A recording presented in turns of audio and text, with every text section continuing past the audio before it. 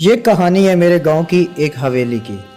دو بھائی تھے، سردار خیر شاہ اور سردار عیسیٰ شاہ۔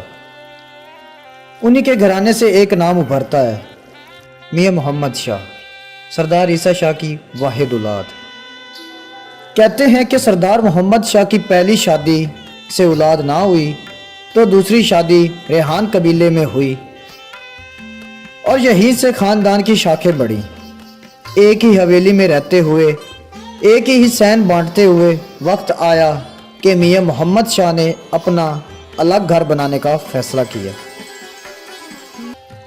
اپنے ننہالی علاقے میں زمین منتخب کی اور بزرگ کہتے ہیں صرف 2 سال میں یہ خواب حقیقت میں بدل گیا۔ ملتان سے ماہر کاریگر آئے، قلعہ نما عمارت کھڑی کی گئی جس کی دیواریں زمین سے 30 سے 40 فٹ بلند تھیں، گویا تحفظ اور وقار کی علامت۔ ان دیواروں کے اندر ایک حویلی، چنیوٹ کے کاریگروں کے ہاتھوں لکڑی پر نفیس نقش و نگار دروازے اور کھڑکیاں محرابوں کی شکل میں پلستر پر بنے پھولدار بیل بوٹے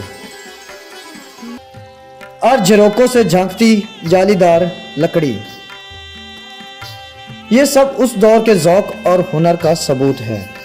آج بھی اس حویلی میں 6 بیڈ روم، 2 سٹور، باورچی خانہ، لکڑیوں کا کمرہ، غسل خانہ اور اوپر 3 کشادہ کمرے موجود ہیں۔ اور ہاں، میاں محمد شاہ نے اپنے لیے ایک الگ لائبریری بھی بنوائی جو آج بھی اس کے ذوق علم کی گواہی دیتی ہے۔ یوں لگتا ہے جیسے وقت رک گیا ہو اور ہر اینٹ، ہر دیوار ایک کہانی سنا رہی ہو۔ یہ ہے میرے گاؤں کی انکہی کہانی، میاں محمد شاہ کی حویلی۔